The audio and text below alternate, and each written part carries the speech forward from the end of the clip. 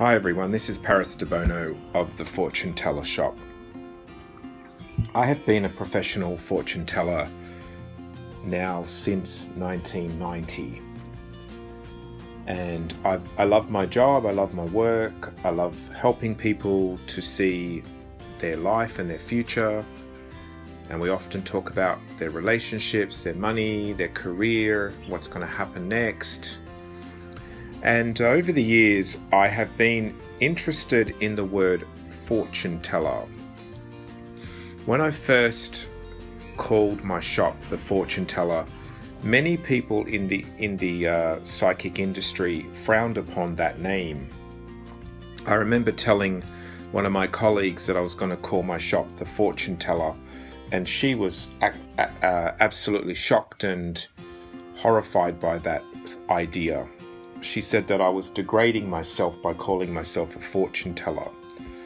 And I asked her, well, what should I call myself? And she said, well, you're a tarot reader, you're a tarot consultant. And I said, but people, the general public, don't know what that is, like a tarot consultant. So I was kind of shocked and surprised that the word fortune teller carries a negative connotation. So I asked my Lenormand and Cartomancy group and my Tarot group on Facebook, is reading tarot cards and Lenormand cards the same as fortune telling? And these are some of their responses. I'm going to start with the Lenormand and Cartomancy group. So the question is reading Lenormand the same as fortune telling? Why and why not? Fiona says, yes and no. It tells of likely outcomes. The future is not set in stone and can be changed. Yes, I agree with this. Most of the time when I'm doing a reading, I will tell the client this is what's likely to happen. However, I have had times when the cards are indicating something that will happen regardless of whether they try to change it or not. So for example, I have had, I had a client one time who asked me if him and his wife should open a business. There was a food business with their brother, with his brother. So it was a male client who was married to a woman, and he asked me if him and his wife should go into business with his brother. And I said, no, if you go into business, it looks like it will end sadly and badly, and you'll lose money.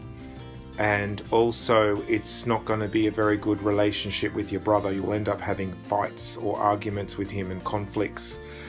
So they went ahead and opened the business. And I remember one time I was walking down the street and I looked and I saw that they had opened it, even though I told them it wouldn't work. And it looked really good. The restaurant looked lovely. It looked well made and well done and well presented. And I thought to myself, well, maybe the cards are wrong, because the business looked pretty busy. It had people inside, had clients inside, customers inside. So I thought, oh, maybe my advice was not the best advice. Maybe the cards were wrong, because I told them that it wouldn't be successful. Anyway, fast forward 1 year later, the couple came back to my shop for another reading because they were having trouble with the brother.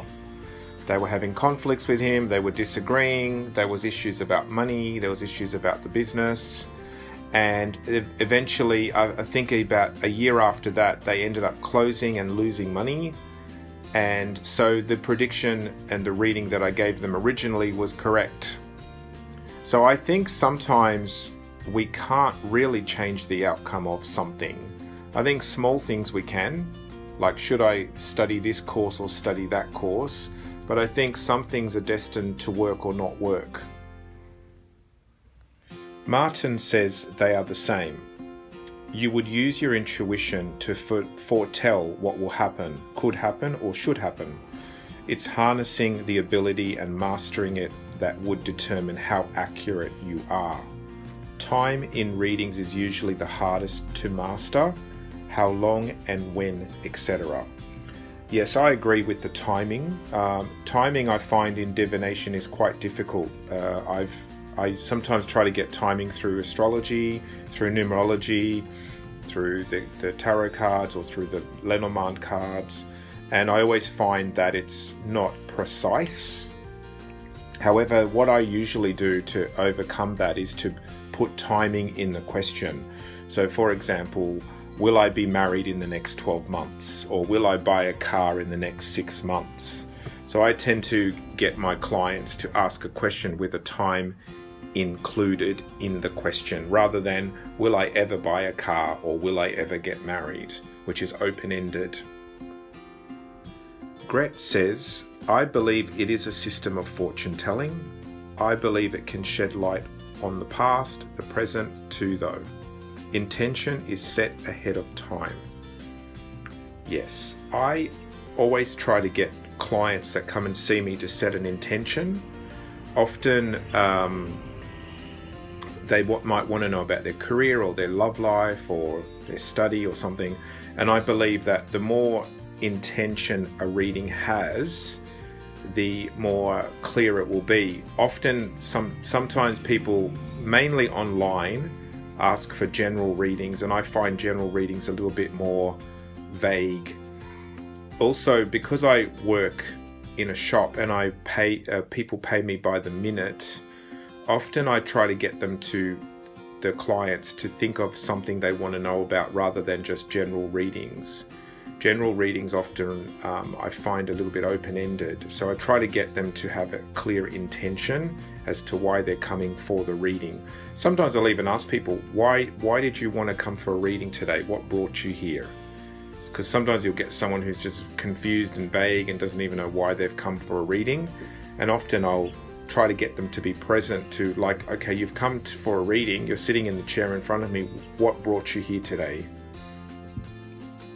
Annette says, I prefer to think of readings as giving confirmation of what is probably already known on a gut level, or the tools, ideas to move forward when a person is stuck on an issue. If you do nothing, nothing will change.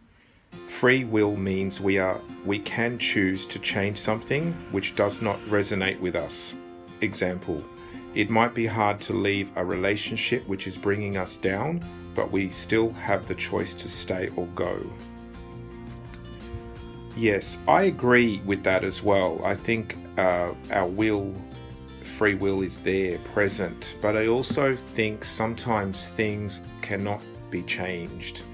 Like, another example is, sometimes I'll have a client that might say, you know, can I save my marriage? And the cards just look terribly bad. And, you know, I can see divorce and separation. And no matter how much therapy that person get or that couple get, relationship counseling or whatever, the relationship is going to end. So I agree in general that yes, we have free will, but I also think that there are some things that cannot be changed no matter how you try, no matter how hard if it's meant to end, it'll end, even if you don't want it to.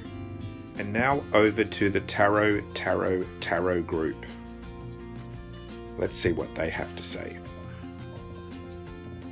Desiree says, I'd say tarot reading is a form of fortune telling, but not all fortune telling involves tarot cards. There can be a number of divination tools, or with one's intuition to predict another's future.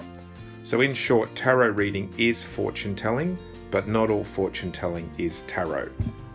Very good, yes. Well, there are different types of fortune telling. There's anything from astrology, there's palm reading, there is numerology, there is geomancy. So there's lots of types of ways of predicting the future. Mia says, no, not always. Some use tarot in spiritual growth and to get advice on things. I don't see that there is anything to do with fortune in those situations. So yes, some people can use tarot, even astrology, as more like spiritual awareness or understanding themselves. It's almost like psychology of the self. So that could be used for that as well, yes. Joshua says, anyone who says they can tell the future is a charlatan. I guess it depends on how you define fortune. This one I have to disagree with. I tell the future every day. So people come to me and say, will I meet someone new? Or how can I meet someone new? Or is this person going to become a long-term relationship or not? Or are we compatible? And I can see in the cards yes or no, or perhaps there's someone else for them, or so I have to disagree with that one. I find that I can tell the future from the cards and the astrology. So yeah, it's not a stretch for me, and it's quite natural for me to do so.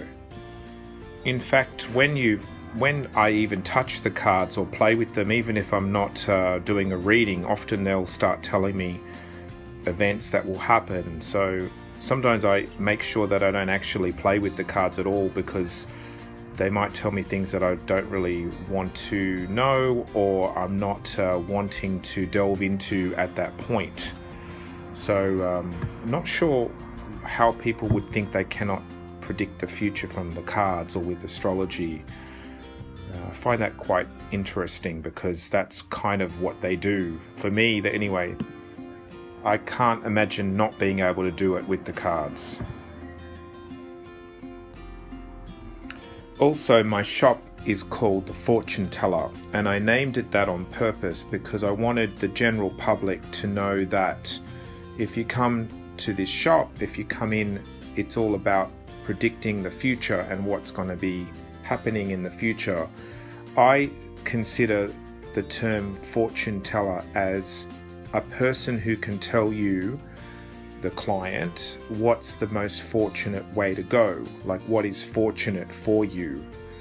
It's not like telling you how to win a fortune. It's more like, if you take this job versus that job, or if you date this person or that person, this is the fortunate way and this is the unfortunate way, or this way will be successful or that way won't be successful. An example of fortune telling that just comes to mind is about 2 years ago, I had a client who asked me about buying a property, a house, and I was doing the Lenormand cards, and he got the tree card, he also got the cross, and then he had the ship. And I said to him that he's better not to get this property because there's something unhealthy about it or not happy with it. And I even said there may be a problem with the foundation, because the tree represents roots and the cross represents burden, and then the ship showed him moving on. So what happened was he actually did buy the house against what I said to him or advised him. And then about a year later, he came back for a second reading, and he actually had literally a tree. The tree in the back garden had, its roots had gone into the plumbing, and it had caused plumbing problems and foundation problems. The house actually had a crack in the wall because of the tree.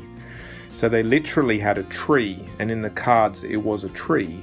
And then the cross means a burden or punishment or pain or suffering. And then the ship is about moving on. So what happened was he actually had to get the tree removed, which was about $10,000 to remove it, Australian dollars. And it also caused problems to the foundation of the house. And then he actually wanted to sell it. So the last I heard of that client, he was wanting to sell the house. Now, I don't know if it's sold, but I did tell him that he would be moving away from that house because of the ship.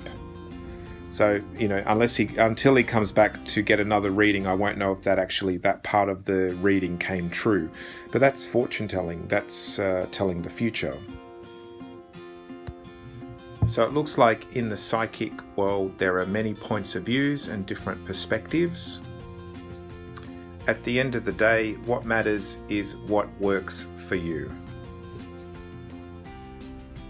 Okay, well, thanks to everyone who has contributed to this post and this video. This is Paris Debono of the Fortune Teller Shop.